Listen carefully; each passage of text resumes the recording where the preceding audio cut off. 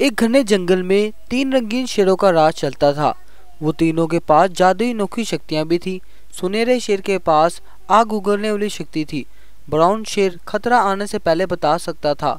सफेद शेर के पास आग की तारों वाली अनोखी शक्ति थी, जिससे वो हर किसी शेर का मुकाबला कर सकता था। उन तीनों की इन जादुई शक्तियों के बारे में जंगल के सभी जानवरों को पता था। जंगल के जानवर परेशान होने के बजाय अपने तीनों राजाओं से बहुत खुश थे और खुशी खुशी अपना जीवन बिता रहे थे।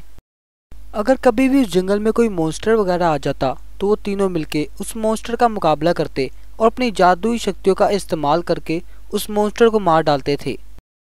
एक दिन ब्राउन शेर को किसी खतरे की अनहोनी होती है और वो अपने साथियों से कहता है, साथियों, हमारे जंगल पे मुसीबत का साया मंडरा रहा है। कोई भारी शक्ति हम पे जादुई हमला करना चाहती है।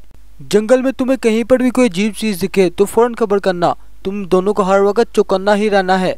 तीनों रंगीन शेरों को इतना परेशान देखकर जंगल के सभी जानवर बहुत ज्यादा परेशान हो जाते हैं। अब ऐसे ही कुछ दिन बीत जाते हैं। एक दिन आसमान से एक पड़ों वाला बाघ और उसका साथी भेड़िया जमीन पे उतरते हैं। वो दोनों प्लानिंग से उस जंगल में आए थे। बाघ रंगीन शेरों को देखकर अपने भेड़िए साथी से कहता है, कालू, इन 3 रंगीन शेरों के पास अनोखी जादुई शक्तियां हैं। अगर वो हमने हासिल कर ली तो हम दुनिया पे राज कर सकेंगे। इन तीनों की एक एक खबर और एक एक रिपोर्ट मुझे तुम पहुंचाते रहना, ताकि मैं इनको एक एक करके पकड़ सकूं। अब बाघ उन 3 रंगीन शेरों की निगरानी के लिए अपने साथी भेड़िए को एक जगह खड़ा कर देता है। कुछ देर बाद गोल्डन शेर पानी पीने के लिए जंगल में निकल पड़ता है। दूसरी तरफ भेड़िया बाघ के पास जाता है और उसे सारी बात बता देता है। बाघ ये खबर सुनकर बहुत ज्यादा खुश हो जाता है। गोल्डन शेर पानी पीने के लिए तालाब की तरफ जा ही रहा था कि तभी उसके सामने आसमान से एक उड़ने वाला बाघ उतरता है, जिसे देखकर गोल्डन लाइन चौंक जाता है। बाघ देरी ना करते हुए अपनी जादुई शक्तियों से उसे एक पिंजरे में कैद कर देता है और उसकी सारी शक्तियां छीन लेता है। उधर बहुत देर इंतजार करने के बावजूद गोल्डन शेर उनके पास नहीं पहुंचता, जिससे उनको खतरे का अंदाजा हो जाता है। वो दोनों उसे ढूंढने के लिए जंगल की तरफ निकलने का फैसला कर लेते हैं। फिर वे दोनों गोल्डन शेर को जंगल में ढूंढने के लिए निकल जाते हैं। कुछ दूरी पे जाने के बाद जंगल में वो जाकर देखते हैं कि गोल्डन शेर एक पिंजरे में कैद है। ये देखकर वो दोनों चौंक जाते हैं। अरे हो गोल्डन शेर, तुम्हें इस पिंजरे में किसने कैद किया? जल्दी से बताओ, मैं उसे जिंदा नहीं छोड़ूंगा। अभी वो बात ही कर रहे थे कि आसमान से बाघ झपटा मारता है, जिससे वो दोनों नीचे गिर पड़ते हैं। तब बाघ अपनी जादुई शक्ति की मदद से उन दोनों को भी एक पिंजरे में कैद कर देता है।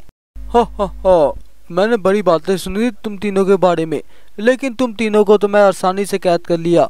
अब मैं तुम्हारे जंगल पे राज करूंगा और उसके बाद इस दुनिया पे राज करूंगा। अब देखते जाओ मैं तुम्हें कैसे खरगोश में बदलता हूँ। इतना कहकर बाघ अपनी जादुई शक्तियाँ उन तीनों पे फेंकता है, जिससे वो तीनों एक पिंजरे में खरगोश बनकर रह जाते हैं।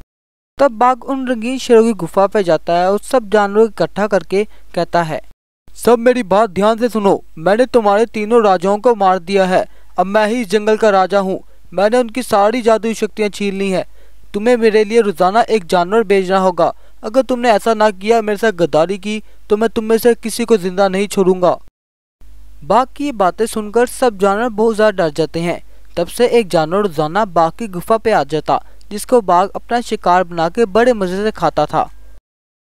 उधर रंगीन शेरों के पास एक जादुई दरवाजा जमीन पे उतरता है, जिसमें से एक सफेद शेर बाहर निकल के आ जाता है और वो सफेद शेर पिंजरे के पास पहुंचता है और अपनी जादुई शक्ति की मदद से खरगोश बने शेरों को वापस उनके असल रूप में ले आता है। वो सफेद शेर और कोई नहीं, उनका पुराना दोस्त था। उधर बाघ और भेड़िया बड़े मजे से जंगल में खड़े हुए थे। उधर कुछ देर में रंगीन शेर अपनी गुफा पे पहुंच जाते हैं। ये देखकर बाघ के तो होश खस्ता हो जाते हैं, लेकिन जंगल के जानवर अपने राजा को जिंदा देखकर बहुत ज्यादा खुश हो जाते हैं। जब रंगीन शेर बाघ की सारी शक्तियां डिस्कनेक्ट कर देते हैं और उससे सारी शक्तियां छीन लेते हैं। अब बाघ और भेड़िए और रंगीन शेरों में लड़ाई शुरू होती है। रंगीन शेर अपनी जादुई शक्ति की मदद से बाघ के ऊपर हमला कर देते हैं, जिसे बाघ सह नहीं कर पाता और नीचे गिर के मर जाता है। अब सब जंगल के जानवर अपने राजाओं के साथ खुशी खुशी अपने दिन बिताने लग जाते हैं।